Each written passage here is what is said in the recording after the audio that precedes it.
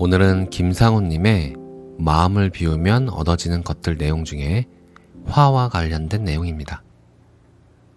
오래전 한 선배가 내게 전화로 뭔가 부탁한 적이 있었다. 취재 일정상 도저히 들어줄 수 없는 부탁이었다. 그러자 그의 입에서 대뜸 욕설이 바가지로 쏟아져 나왔다. 쥐뿔도 모르는 녀석이 선배를 뭐로 보는 거야? 건방진 자식. 나는 부탁을 들어줄 수 없는 이유를 설명하려고 했다. 하지만 그럴수록 그는 더욱 길길이 날뛰었다. 그러자 나도 슬그머니 울화가 치밀기 시작했다. 결국 전화로 한바탕 실전이 벌어지고 말았다. 화에 휩싸이니 뒷목이 뻣뻣해지면서 속까지 쓰렸다. 그 후 한동안 선배를 볼 때마다 욕지기가 튀어나오는 것을 참아야 했다. 누군가에게 내가 당한 일을 하소연하고 그 선배의 험담을 늘어놓고 싶었다.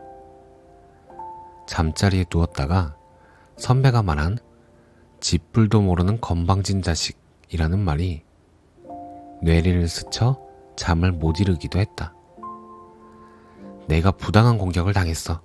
도저히 참을 수 없어. 내가 화에 휩싸였던 건 누구 때문이었을까? 오랫동안 나는 그게 전적으로 선배 탓이라고 믿었다.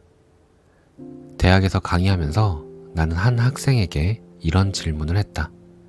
해적량이 취업 박람회장을 돌아다니고 있는데 어떤 여자가 해적량을 보면서 대뜸 딱 보니 성적도 별 볼 일 없을 것 같고 생긴 꼴도 영 아니군.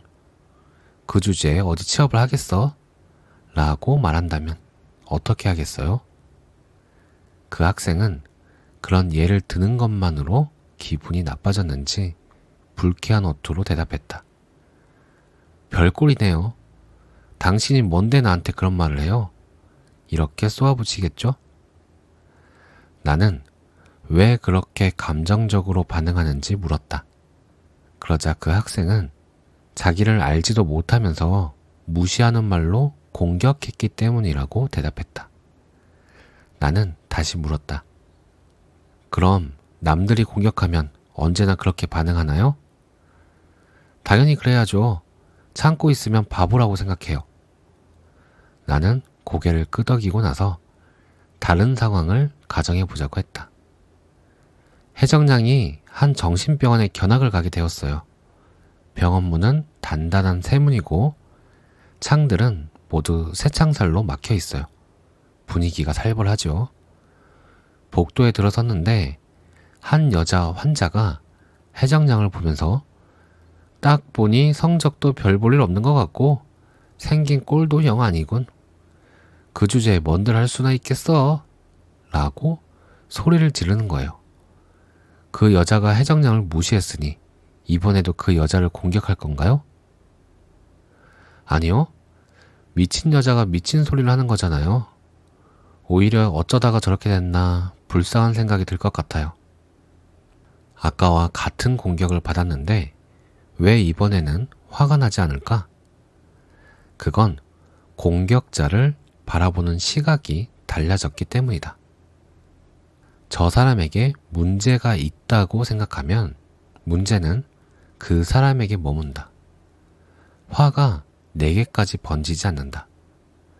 하지만 저 사람이 아무 이유 없이 나를 공격하고 있다고 생각하면 자동으로 난 공격받았다. 이렇게 받아들이게 된다. 그래서 난 피해자라고 믿게 되고 무척 화가 난다.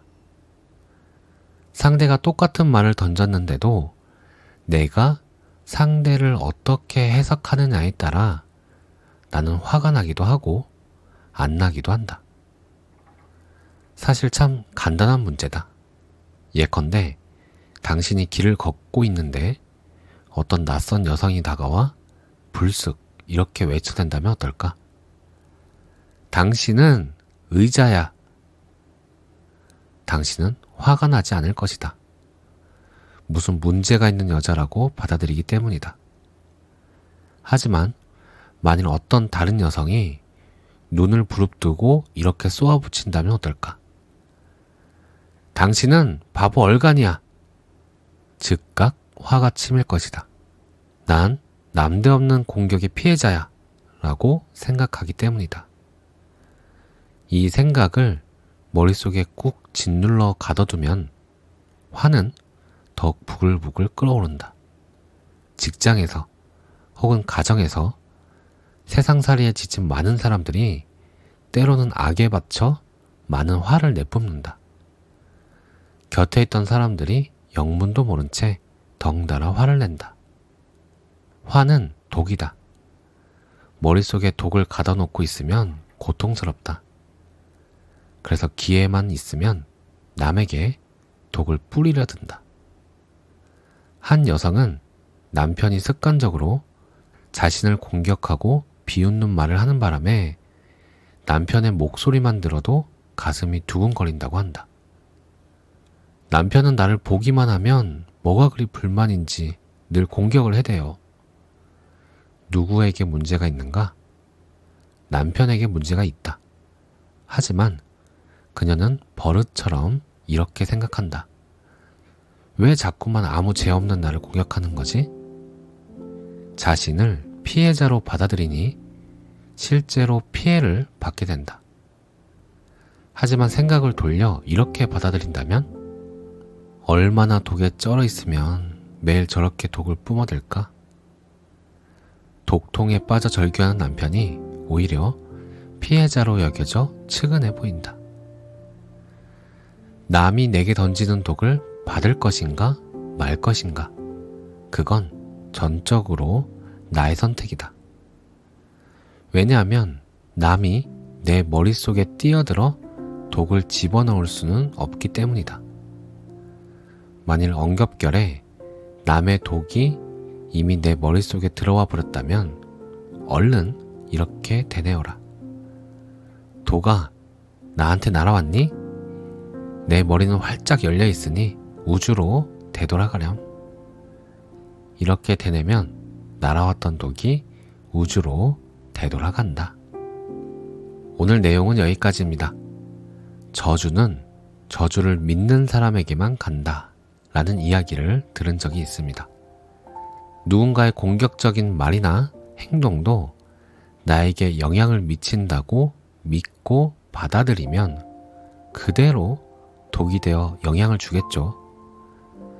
치명적인 독이면 우주로 되돌아가렴 하고 무지개 반사를 날리고, 약으로 쓰일 만한 독이면 어서와 건강하게 도와주렴 하면 될 것입니다. 독에 중독되지 않을 만큼만요. 오늘도 행복한 하루 되세요. 감사합니다. 사랑합니다.